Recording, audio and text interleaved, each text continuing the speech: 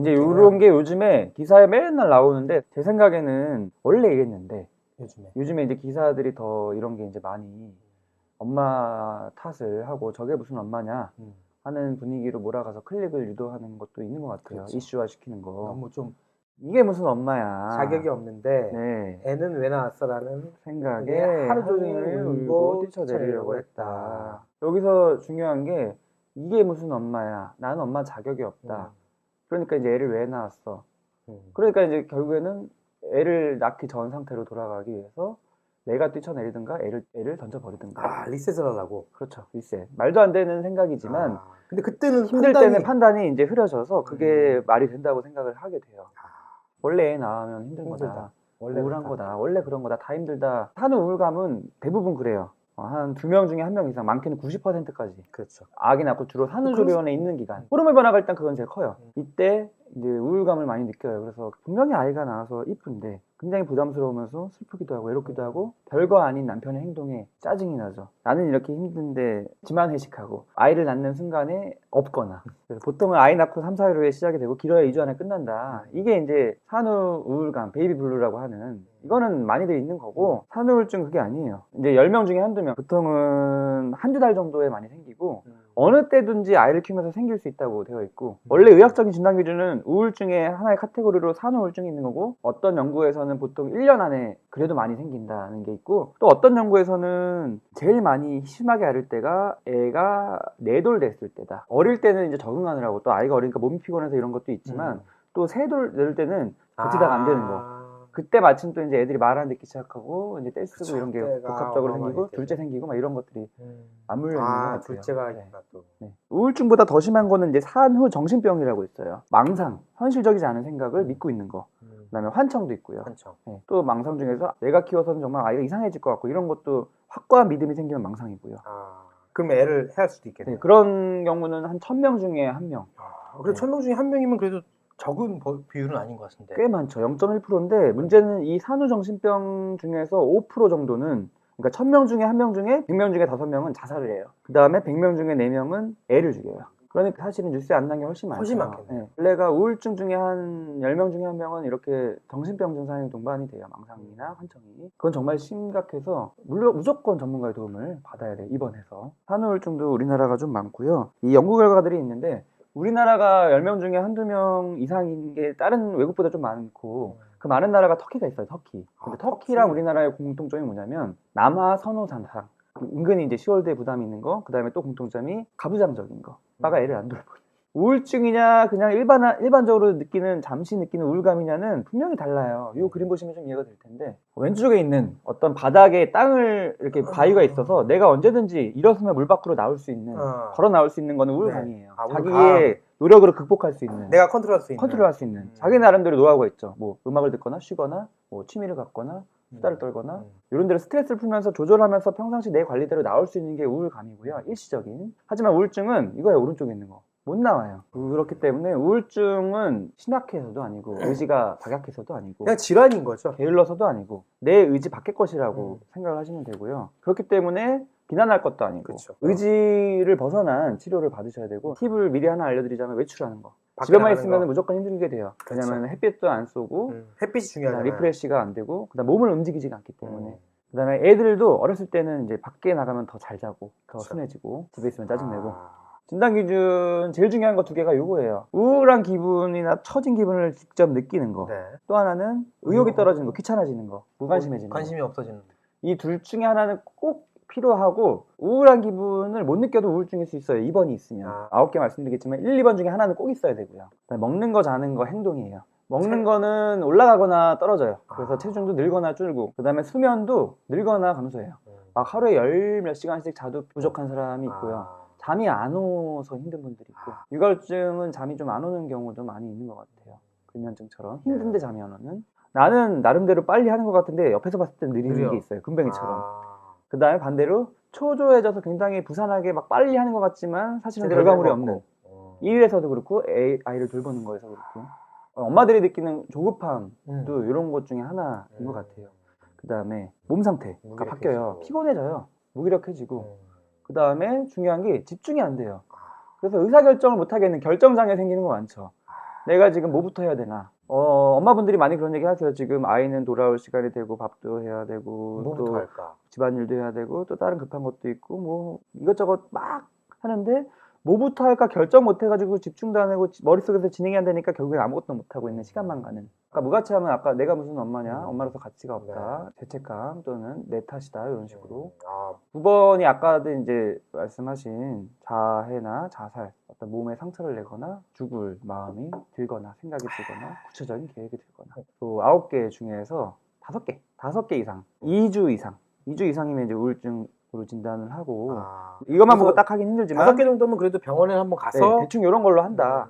이걸 알고 계시면 되고요. 그 다음에 특히나 산후우울증, 육아우울증의 특징을 더 추가적으로 말씀드리면은 굉장히 외로워요. 결혼한 타이밍도 다르고 네. 타이밍도 그다음에 다르고 또 갑자기 또 딴 데로 이사도 가고 이러면 동 떨어지고 또 해외에 있는 분들도 있고 네. 원래 외로운데 더 외로움을 느끼고 그게 아이 키울 때 너무 힘든 부분들이 되고요. 남편도 옆에 같이 있는데도 이제 정서적으로 교감이 안 되니까 더 외로움을 느끼고 그 다음에 두 번째로 굉장히 두렵다. 이유를 잘 모르겠어요. 왠지 두려워요. 지금 내 상황이. 아이를 키우는 것도 내가 그렇고 있는 지금 상황이 불안하고 두렵고 그게 너무 심해지면 이제 미칠 것 같은 느낌이 드는데 그게 이제 공황 증상하고 비슷하기도 하죠. 못 견디겠어요. 미치겠어요. 그다음에 세 번째가 아까 말씀드린 문소리 씨 생각의 어떤 변환, 인지 왜곡이라고 하는데 내가 무슨 엄마야? 나는 엄마로서 적절하지 않다. 엄마로서 적절하지 않다는 게 사실은 본인이 잘못 생각하고 있는 거죠. 당연하죠. 대부분은 다 적절하시죠. 적절하지 않다고 느끼는 이유들을 들어보면 무슨 모유수유를 뭐 많이 안 하고 무슨 뭐 좋은 걸 못 먹이고 아이를 잠깐 뭐 이렇게 방치하고 내 뭘 했다고 당연하죠. 살림도 해야죠. 그렇죠. 엄마도 쉬어야 되고 그걸 가지고 엄마로서 적절하지 않다고 생각을 하게 되면 진짜로 적절하지 않은 행동을 더 하게 됩니다. 그 다음에 아이에 대한 걱정인데 특히나 아이의 건강에 대한 걱정 과도하게 걱정이 되죠. 근데 이제 이거는 저도 이제 키워보니까 이렇게 걱정이 돼요. 아이가 아플 때마다 걱정이 되고 첫째 때는 그렇죠. 둘째 때도 좀 덜하긴 해만 있고 그래도 있죠. 저도 의사라서 덜 할 줄 알았지만 더 해요. 아는 게 병이라고. 아는 게 있으니까. 그 다음에 점점 심해집니다. 이러다가 아이를 해칠지도 모르겠다고 하는 생각이 강박적으로 들어요. 꼬리에 꼬리를 물고 계속 머리에서 맴돕니다. 그러다가 이제 진행이 되면은 이제 극단적인 생각을 하다가 극단적인 행동을 하는 거죠. 이럴 바에는. 그렇죠. 이럴 바에는 차라리 아이를 안 키우겠다. 그게 너를 위해서도 좋다. 그리고 아이를 낳아서 기쁜데 싫다. 두 가지 마음이 있는 거죠. 아이를 낳고 키워서 엄마라서 좋다. 하지만 싫다. 육아가 너무 힘들다. 네. 이런 마음은 항상 저도 느끼는 것 같아요. 부딪히는 마음. 근데 여기서 제일 중요한 거는 요거의 세 번째 거. 엄마로서 적절하지 않다는 거. 왜냐면은 사실 아까도 말씀드렸지만 우울증은 의지로 극복할 것도 아니고 자기가 잘못해서 생긴 것도 아니고 그냥 호르몬 변화나 어떤 생리적인 변화나 상황에 의해서 생기는 거고 내가 스스로 극복하기 힘든 정도인데도 불구하고 내가 이렇게 육아우울증을 앓는 것 자체가 엄마로서 또 적절하지 않다로 넘어가요. 그러니까 스스로도 인정할 수가 없는 거예요. 그러면 나쁜 엄마가 되는 것 같아서 진료를 받고 이건 아니다. 네, 심약하다니 우울하다니 왜냐면 아이한테는 항상 긍정적으로 보여줘야 되는데 우울하다니 그러면 안 되니까 자꾸 무시하고 억누르고 아닌 척하고 스스로 인정 안 하고 무의식간에 이제 깔죠. 그렇기 때문에 자기도 모르는 걸 남이 알 리가 있나요. 그래서 주변에서 몰라요. 남편도 모르죠. 얘기를 안 하니까. 그렇죠. 남편은 몰라요. 우울증이라고 생각을 못하고 그냥 짜증이 들었다. 성격이 이상해졌다. 또 쟤 저러네? 네, 또 쟤 저러네. 내가 뭘 잘못했다고. 또 나를 잡네. 또 내 탓하네. 친정엄마한테도 왠지 모르게 미안해서 미안하기도 하고 여러 가지 복잡한 마음. 시댁도 당연히 하고. 그래서 점점 더 몰라서 더 외로워지고 자기도 모르고 남도 모르고 그러다 보면 점점 진행돼서 이제 빵 터지는 거죠. 그 다음에 특징 중에 하나가 부적절한 죄책감이에요. 사실은 죄책감 느낄 게 아닌데 이상적인 내가 생각하는 육아보다 못 미친다고 생각하는 거를 다 내 탓으로 이런 게 어떻게 보면 좀 인터넷이나 미디어에 좀 폐도 있을 것 같아요. 그렇죠. 왜냐면 너무 좋은 것만 보여주고 뭐 이렇게 막 이렇게 잘해주고 근데 나는 그거에 10분의 1도 못 미친다는 생각. 근데 그것도 이제 닭이 먼저냐 달걀이 먼저냐인데 그런 거를 봐도 별로 안 느끼는 그냥 사람도 넘어갈 있고. 수도 있고. 근데 이제 이런 부분에 있으면 그게 걸리는 거죠. 그 다음에 이제 죄책감이랑 분노도 마찬가지죠. 감정 기복이 생겨요. 짜증을 많이 내게 되는 것도 굉장히 중요한 증상 중에 하나예요. 민감해지고 예민해지고 감정 기복 생기고 계속 쌓아두면 결국에는 방치가 되다가 문제가 생기는데 민감성, 반응성, 일관성, 애착 그거의 3대 요소죠. 왼쪽부터 중요하고 민감성 중요하고 반응성 중요하고 일관성 중요한데 문제는 우울증이 지속되고 심해지면 이게 안 돼요. 내가 우울하고 힘든데 그쵸. 집중이 안 반응도 되는데 되고, 민감하게 파악이 되질 않고요. 아이의 어떤 마음이. 반응도 안 되고. 그다음에 귀찮아서 반응도 안 되고. 그다음에 일관되게 못하고. 음. 그래서 처음에 조기에 잘 예방을 하거나 초기에 적절하게 마무리를 지으면은 괜찮은데 호미로 막을 걸 방치하다가 가래로 막는다. 그러면은 이제 엄마가 힘든 거에서 더 나아가서 애기가 힘들어. 아기가 힘들어지죠. 아. 정서적인 문제뿐만 아니라 신체적으로도 문제가 생깁니다. 그래서 결국에는 평소에 관리가 중요하고 미리 예방하는 게 굉장히 중요하다는 예방. 얘기죠. 일단 엄마가 어떻게 변하냐. 엄마가 우울해지면 당연히 변화가 되죠. 아까 말씀드린 증상들이 아이를 키우는 엄마의 역할을 힘들게 해요. 아까 말씀드린 반응성 안 되죠. 귀찮죠. 하기 싫으니까. 리액션 해주고 싶지 않고. 누워있게 되는 거죠. 놀아주지 못하게 되고 책 읽어달라는데 나중에 읽어주게 되고 그 다음에 회피하게 되는 게 있어요. 은근히. 아, 예. 육아에 대한 회피인가요? 그렇죠. 아이와의 어떤 상호작용을 하다 보면은 아이의 요구를 들어줘야 되니까 은근슬쩍 거리를 두게 되는 몸과 마음이. 약간 방치. 그렇죠. 회피라는 걸 하게 되고 당연하죠. 힘드니까. 음. 탓하는 게 아니라 그렇죠. 우울증의 증상으로 증상인 인한 거예요. 그 다음에 당연히 안아주기 힘들어요. 무거우니까. 나도 몸이 힘든데, 힘든데. 피곤한데 스킨십 부족하게 되고요. 그 다음에 굉장히 중요한 게 우울증이 생기면 말의 톤이 바뀌어요. 말수도 적어지고 목소리도 가라앉고. 낮아지고 느려지고. 상호작용하는 거는 그 악인데. 그렇죠. 그럼 발달에. 그렇죠. 아이한테 당연히 영향을 주게 되고 그 다음에 이제 분노와 짜증 아까 말씀드린 거 당연히 생겨요. 그 요즘에 이제 학대도 많이 기사에 나오는데 많죠. 아시겠지만 아동학대의 8, 90%는 부모죠. 부모죠. 그 다음에 상당수가 우울증이랑 상관이 되고요. 그 다음에 역시 생각이 네. 왜곡이 돼서 아이의 기질이 아이의 있는 그대로의 기질이 아니라 더 안 좋은 쪽으로 인식을 하게 돼요. 문제가 많다 식으로 인식을 우리 하면서 애만 이래. 우리 애만 이래. 그래서 힘들어집니다. 이제 아이의 변화를 또 살펴보겠습니다. 엄마가 이러면 당연히 아이는 변화가 되겠죠. 눈 맞춤이 안 돼요. 왜냐면은 엄마가 반응을 안 해줬기 때문에 눈 마주 필요성도 모르고 회피하는 걸 하다 보면 눈을 안 마주치게 되고 기가 죽은 모습을 보이게 되고 그게 결국에는 이제 쌓아지다 보면 불안정한 애착이 형성되는 거고 당연히 그러면 정서적인 개인적인 문제가 생기고 다 관련돼요. 언어, 지능, 학습 당연하죠. 발달에 대한. 그 다음에 이제 아이도 실제로 더 기질도 더 까다롭게 돼요. 더 짜증내고 더 보채게 되고. 그 다음에 정서적인 것만 그런 게 아니라 뇌 발달만 그런 게 아니라 신체적으로도 더 키도 안 자라고 몸도 안 좋아지고 응급실도 자주 가고. 그래서 미국에서 뭐 조사한 거 보면은 우울증 엄마가 키운 아이는 4살 정도 때 키가 하위 10%일 미만일 확률이 그렇지 않은 경우보다 40%더 높다. 엄마들 이제 키에 예민한데 이게 안 먹이고 뭐 이런 거의 문제는 아닌가요? 그런 것도 당연히 관련되죠. 정서적인 거 관련되고 5세 때는 뭐 48%도 높다. 그다음에 뭐 이제 또 다른 연구 결과는 설사도 많이 생기고 또 3세 정도 때 응급실도 자주 가고 그다음에 고등학교 갔을 때 성적도 안 좋고 뭐 학대랑도 당연히 이어지고 아까 이제 엄마의 어떤 낮은 목소리 톤 이런 것도 관련이 지어진다고 말씀드렸는데 연구를 했던 게 이제 우울증을 앓는 엄마들이 아이를 이제 그림책을 보여주면서 이제 말을 해주잖아요. 그때 녹음을 했어요. 우울증 앓는 엄마가 녹음을 해가지고 그림책 보여주면서 트는 거랑 우울증 아닌 엄마가 녹음을 해가지고 그림책 보여주면서 트는 거랑 해봤더니 우울증 있는 엄마가 우울증 목소리로 녹음을 했던 거 틀어주니까 당연히 아이는 집중을 못하죠. 그림책에. 관심을 안 보인다.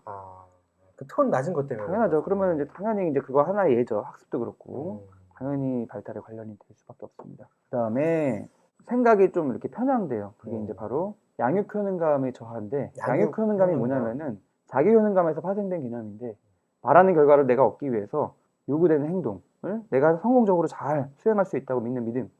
그 육아에 적응한 거가 이제 양육 효능감이죠. 한마디로 말하면 육아라는 거는 다양한 상황이 있는데 그 각각의 상황에서 효율적으로 내가 대처를 할 수 믿는 믿음. 쉽게 말하면 그냥 자신감. 나는 애를 잘 키울 수 있다. 믿는 자신감인데 이게 양육 효능감인데 이게 떨어져요. 우울증이 생기면 이제 생각이 편향이 되니까. 양육 효능감이 떨어지면 어떻게 되냐? 생각, 감정, 행동이 하나의 축인데 자신감은 생각이거든요. 나는 아이를 잘 키울 수 있다. 그게 떨어지면 감정이 위축돼요. 불안하고. 그러면 또 그게 생각으로 영향을 미쳐서 똑같은 아이를 봐도 부정적으로 보여요. 나도 부정적으로 보이고요. 아이도 부정적으로 보이고. 예를 들어서 가장 제가 강조를 항상 많이 드리는 떼쓰기. 돌부터 시작돼서 2돌, 3돌 계속 올라가다가 원래 하는 애인데. 원래 그게 정상 발달인데도 책을 봐도 주변에서 그런 얘기를 아무리 해도 아이를 봤을 때 객관적으로 안 보이는 거예요. 그렇다더라 하지만 그래도 우리 애는 문제가 있는 것 같아. 부정적으로 보여요. 그러다 보면은 사실은 그 이면에 있는 마음을 잘 헤아려 주는 걸 계속 하다 보면 점점 발달하면서 이제 없어지는 거지만, 마음이 부정적으로 생각되면서 마음이 위축되면은 여유가 없어서 그런 이면의 마음을 헤아릴 여유가 없어요. 그냥 겉에 있는 행동만 내가 힘드니까 통제를 해버리게 되고, 통제한다고 애들은 통제가 안 되니까 안 되죠. 결국에는 체벌, 강하게 이제 키우게 되고요. 그러다 보면은 정상 발달에 지장이 되게 되는 게, 이제 이게 야근크는감이 저하됐을 때 이런 흐름이에요. 지금 이런 우울감이나 우울증을 겪고 계시는 분들은 더 그 아기들한테 미안한 감정을 가질 수 있을 것 같아요. 그렇죠. 네. 미안한 마음을 가질 수는 있지만 내 탓이 아니라는 거. 그러니까 그 질병이라는 걸 생각을 네, 계속 그 해야 이유를 되겠네요. 이따가 말씀드릴 거예요. 결국에는 내가 그만큼 힘들다는 거예요. 그럼 역으로 생각하면 이걸 꼭 고쳐야 아기의 발달도 정상적으로 돌아온다는 걸 생각을 그렇죠. 해야겠네요. 그거가 이제 역인데, 음. 그럼 야근크는감이 좋으면 뭐냐? 아이가 있는 그대로 보여요. 객관적. 아. 왜냐면 내가 잘 있으면 생각이, 나는 아이를 어느 정도 잘 키울 수 있는 괜찮은 엄마다라는 게 있으면 마음의 여유가 생겨요. 불안하지 않고. 그러면은 아이를 봐도 나도 객관적으로 있는 그대로 보이고, 무슨 최고의 엄마까지는 아니어도 나는 최선을 다하고 있는 거잖아요. 얘도 잘 크고 있구나. 그렇죠. 떼쓰기를 봐도 원래 그래. 원래 그런 거. 신기하게도 마음의 여유가 생기면 아까 말씀드린 민감성이 더 잘 돼요. 떼쓰기가 아이가 뭘 원하는지를 민감하게 파악해서 해결해주면 또 줄어드는 게 있는데, 그렇죠. 그게 되는 거죠. 이면에 있는 마음을 헤아리는 게 되고, 강압적으로 통제하는 거를 하게 되기보다는 수용하게 되고, 그러다 보면 체벌할 일이 없어지게 되고, 이게 사실은 아이를 잘 키우는 방법이죠. 결국에는 우울증 얘기도 역시나 항상 제가 강조하는 이 그림에 해당됩니다. 균형. 아이를 잘 키우려면 엄마와 아이의 균형이 중요해요. 아이 반, 엄마 반. 아이의 정서가 중요한 만큼 엄마의 정서가, 나의 정서가 중요하다. 이 관점을 항상 가지고 있어야 돼요. 지금까지 강의를 들으시면서 죄책감이 몰려오거나, 내가 정말 문제가 있어 보이거나, 이런 분들은 사실은 그걸 내 탓을 할 게 아니라 그만큼 내가 쉽게 말하면 독박을 했고, 그만큼 내가 힘들었다. 균형을 잃었다. 이렇게 생각을 하시면 되고, 그러면 어떻게 할 건지를 말씀드릴 건데,